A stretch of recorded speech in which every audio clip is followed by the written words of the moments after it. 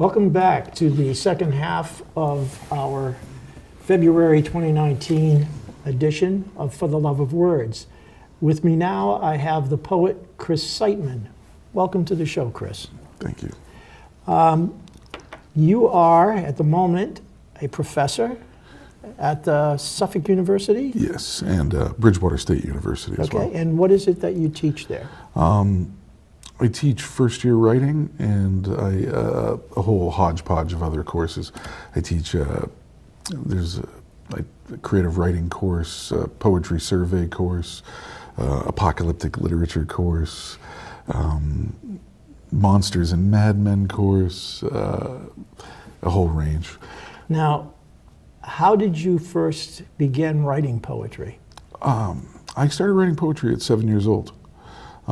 When my family relocated to California briefly when I was that age, and I wrote some notes back to my grandmother in Boston, and in one of those notes I sat down and wrote a poem, and from that point forward I have been keeping notebooks and writing verse, and it's just been a consistent part of my life. You had I'll use the word interesting, but I'm not sure that's the correct adjective. An interesting childhood, a different childhood from probably what most young men would have had back then, young boys would have had then. And I think that informs much of your poetry that you're writing now, at least much of what I read in preparing for this interview. Could you give the audience a little summary of your background as a child and how you feel that has impacted or influenced your writing? Sure. So my parents, neither of my parents were graduates of high school. My mother dropped out in the 9th grade to help raise her siblings. She was raised in the D Street projects in Southie. And my father had gotten wrapped up in the goings-on in Winter Hill in the 50s and had committed a murder and got 15 years to life. Got out when he was 30, met my mother shortly thereafter. They had my brother and I. And we were on the run, I would say, or at least on the move consistently throughout my early childhood. Maybe about every 4 to 6 months, it seemed, we were finding a new address. And that was not exactly conspicuous to me. I didn't know any different. It just seemed normal. I thought that was how everybody lived. And then when I turned 7 or so, we were car bombed. That stuck out. Yes, I can imagine. And you know, it was not so much the moving about, or even say the violence that informed my parents' backgrounds. It was how it worked its way into my own life. They were trying to do the best with the means that they had, but the means were limited, and it shaped a lot. Now, some of that background seeped into one of the poems that I did read, The Father of All Lies. Yes. And interestingly, in your work, you divide your stanzas, at least designate your stanzas by a number. Mm-hmm. Most of them are Arabic numbers, 1, 2, 3, and so on, through 7. Usually there are 7 mm-hmm. designated stanzas in your work. Mm-hmm. And I'd like you to just tell the audience, I know we spoke before this interview, and I'd like you to tell the audience what the background is for that. That's done purposefully by you. Yeah, very purposefully. It's a reference to, it's a number of references. It's one there, it's a reference to the formal crown of sonnets, which is 7 sonnets in a row linked in a circular fashion. And then on the other end, it's a reference to Ajax's ox hide shield that was a 7-layered shield.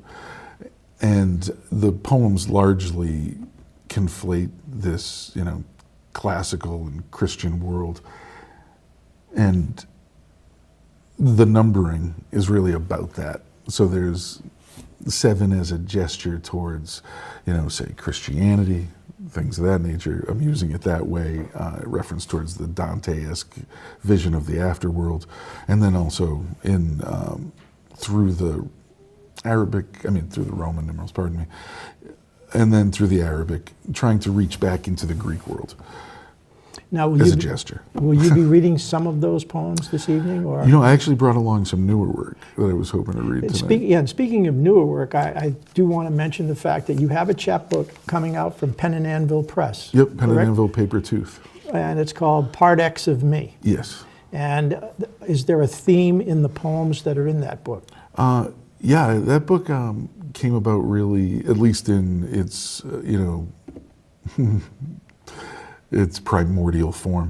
While I was at law school, it's really an argument with the concept of logic and how logic really is only as good as the premises on which it's based, And so the X in that is the X of mathematics, in the sense that it's a variable that can be filled by any personality.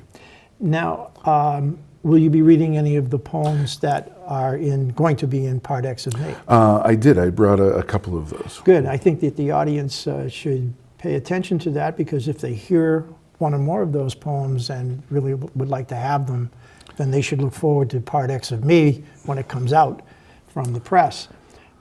You have another work also that's different in the sense that it's a book of essays. Yeah, I'm currently working on a book of essays. And it has a certain theme. Yeah, it's a creative nonfiction, memoir based, and it's looking back on periods of my life through animal totems, actually, and then examining them through the lens of memory itself. So there's these nonfiction memoir occurrences that happen in conjunction with animals, and then examining my perception of them from where I stand now. Now, one of the things that stands out in what you just mentioned. You are a professor of creative writing and other English-related courses at 2 different universities, and yet you mentioned you are also an attorney. Well, I never took the bar.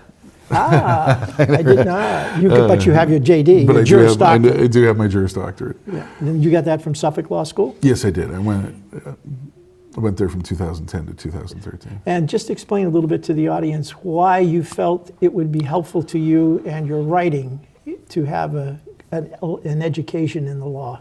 Well, so my early studies in undergrad were based in history and literature as a combined topic, and using one to interrogate the other. And then when I went and got my MFA and I was studying poetry, and I realized that I was going to become a professor and that was something that was actually going to happen, it became a habit of mine to, of course, examine the texts from those perspectives, but the law would come in inevitably. And so after doing that for a little while, I realized that I really ought to be formally trained in it if I'm going to discuss it in that setting professionally. Does the law work itself into any of your poems? Oh, all over the place. I found the law itself as a point of consideration cropping up all throughout the poems. The very opening poem to the broader collection that Part X of Me is drawn from it opens with the image of a poet at a steel desk with a stamp in his hand, right? And it's, I believe the line is Wallace Stevens. Yeah, the poets have turned to law. Exactly. Poets have turned to law. Well, I'd like to think that maybe the attorneys should turn to poetry. Yeah, it's an attractive idea. Yes, it would be. Thank you so much for coming this evening. Oh, my We pleasure. look forward to hearing your reading. Thank you for having me. You're welcome.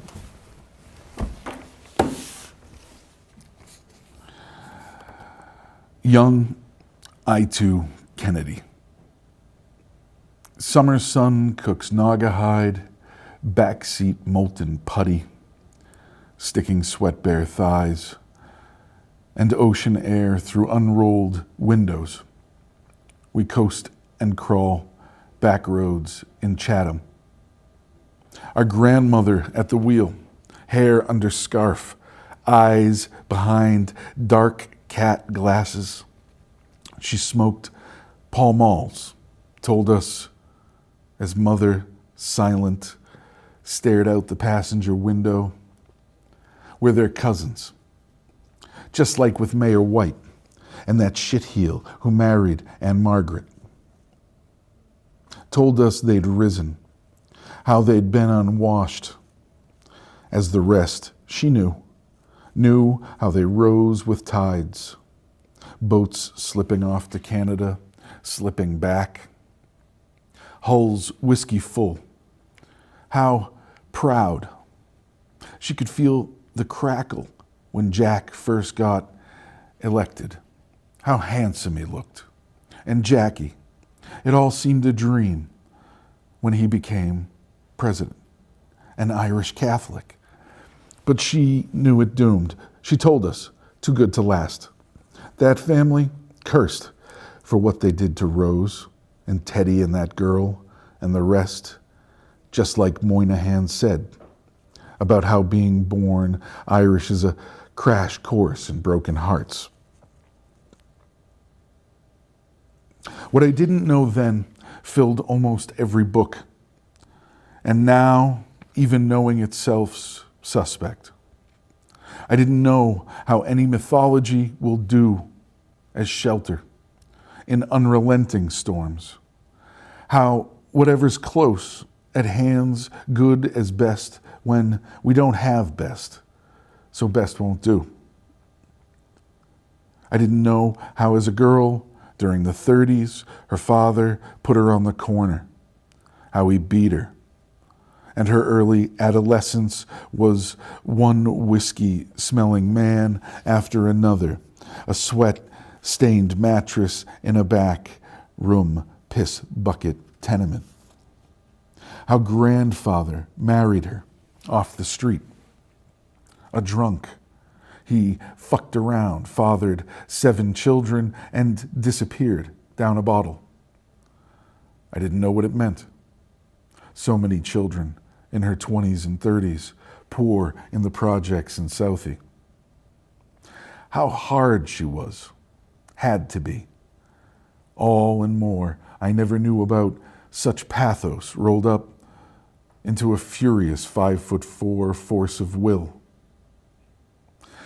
Now I remember high cement walls, a wrought iron gate to a garden, how green branches hung over the top, over the road as we drove by, sensing the ocean on the other side, and turning to see the wide lawn stretching back under gulls, screeching a white and yellow house, a grand drive, flags, salt breezes, and beyond.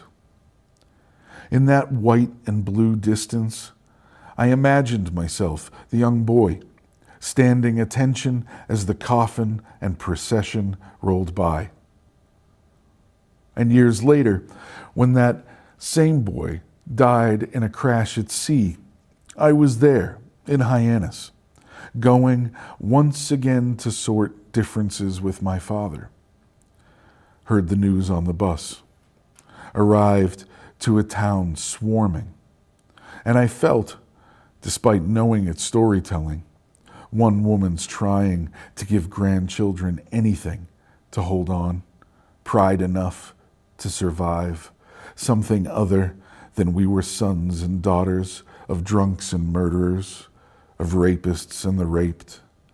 As I watched the procession pass, for a brief moment I lost some member of my family.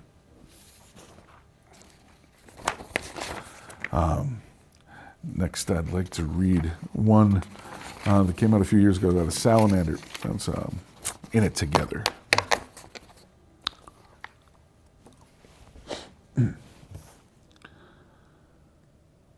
One, your meat's in the grinder, my hand's on the crank.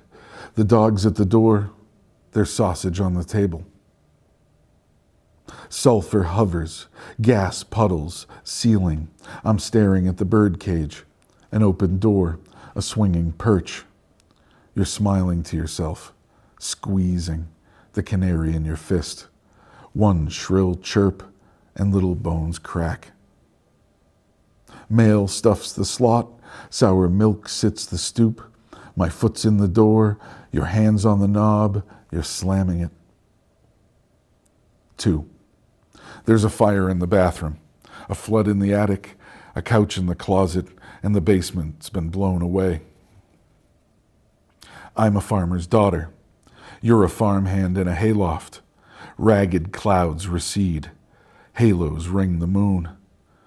Now we're a murder, perched on scarecrow arms, watching each other so close, so far away. You're feeding ammunition into a machine gun. I'm the gunner waiting, leaning into the butt. Bees sting sandbags, snap, twang, buzz our ears. 3. Your stuff's on the lawn. I'm throwing books out the upstairs window. You're crying on the phone to your lover. Maybe it's your mother. We're stuck in a ring. The ref's knocked out. No one's in either corner. No cheering, no jeering, no audience, no bell. We're in firefighter gear. From boughs, we hear kittens mewl. Handing them down, the more there are. A deluge and flood of kittens crying out. But you keep asking, who'll save us? And I keep asking, who'll save us? We're coding RESCUE through cement walls, and neither knows how long we can handle this solitary confinement. 4. Dead mice in the pantry, ants in the balsamic, moths divide grains and spices amongst themselves, lay eggs, weave cocoons, enough for each. Out the back window, you're watching a tree, once weed, grow until it splits pudding stone, roots through church walls, and swallows the town square. I'm piling pruners, loppers, and chainsaw into a canvas bag. I'm pumping the sprayer full of jellied gas, planning an escape route.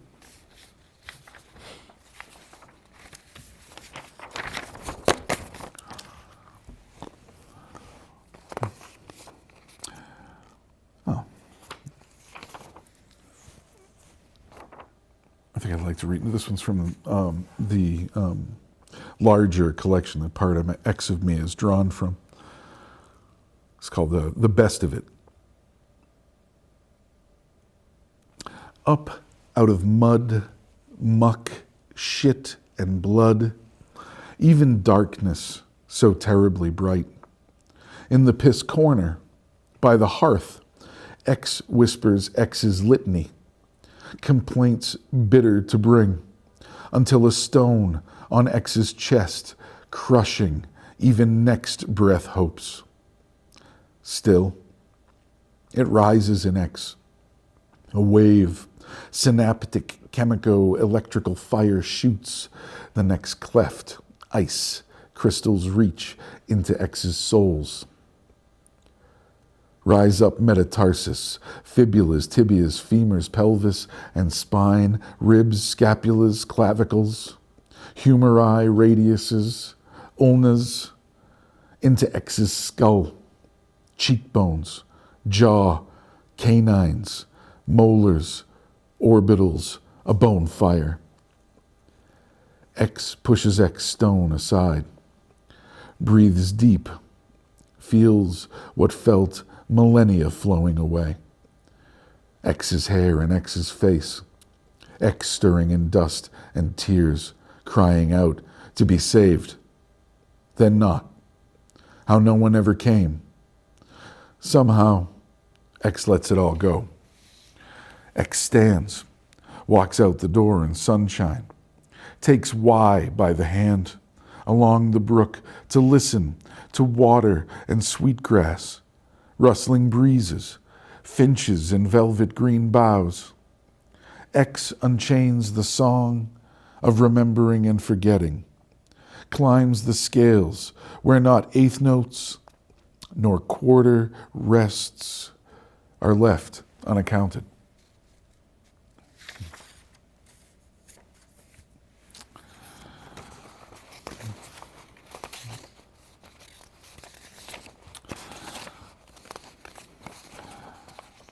This one was published a couple of years back in Poetry Ireland Review.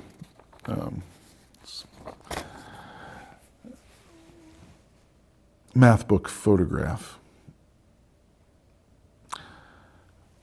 A girl stands shoeless beside an Amazon bank in a Coca-Cola tea, holds a mug in hand, stares into the lens, earth for eyes, grasses leap into palms beyond the road edge, and trucks, carts, animals, people snake along. Mud, brick, and corrugated shacks cluster at her back. Now we're flying, because in poems we can fly. Look down, see faces upon faces, crowds surging, warehouses, container ships, ports, all those lives, like great riptides flowing away from the delta and source. Now we zoom in, see a girl playing an emerald yard somewhere north. A long ribbon flows from her hand. She runs and laughs at someone left off camera. Deep inside, we feel something electric binds these two. Now we turn eyes skyward as it purples to chalk dust and stars. Beyond the moon, we see a cloud in unending void. That place we call ours, this one poem of being and becoming. And we sense our mothers calling us to come back home. How odd we should be able to withstand the ache of love, for each breathing alone under stars, awaiting salvation, beyond reason, something only illogic could bring to bear. How odd at the end of this we still find ourselves on earth.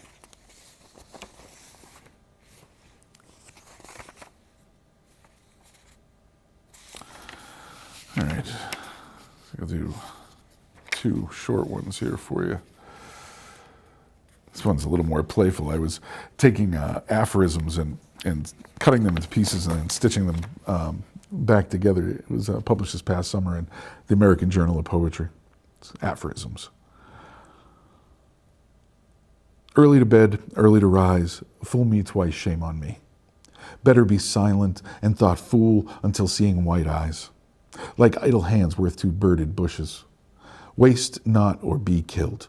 Walking two-headed's better than wolves in sheep, chattering birds, walls having ears. Life's real kicked-in teeth when waking children tell all lies, when sleeping children stitch time unheard. So take boys out of cities, but fools' money's still the right tool for putting every egg in one basket. Besides, those who live by swords always keep wind at their backs, rats to cheese or dogs without masters. Those fools and drunks are right hands, don't know left hands, laughing all the way to the bank.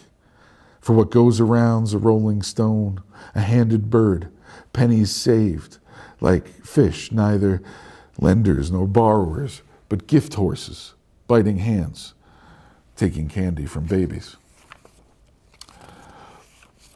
And if I could close with this one, this was recently published in Poached Hair this December.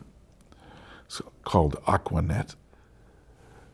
We swung swings, pendulum chain, wine, sang atop aloud, kicked toes, shooed beyond tight closed hands at sky, sugared blue as blue could be. How many swings swung kicking at eggshell glass atmospheres? Was nothing new, was always a game. Down in dirt, breathing mushrooms, breath, counted worms, spiders, gasped as grasped the world between dirt fingers, then threw wasps into yellow-black field spider webs to see who'd best who died, who stayed. Sprayed anthills with aquanet, set them aflame even then, reaching into tomorrow for the new, but just the same. Was nothing new, was all just a game.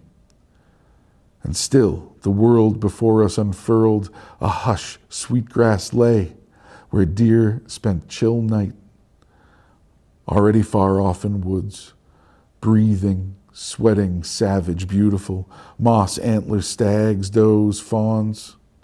Same as songs we sang down the cut in woods, was all just the same, a nothing sort of game. Thank you.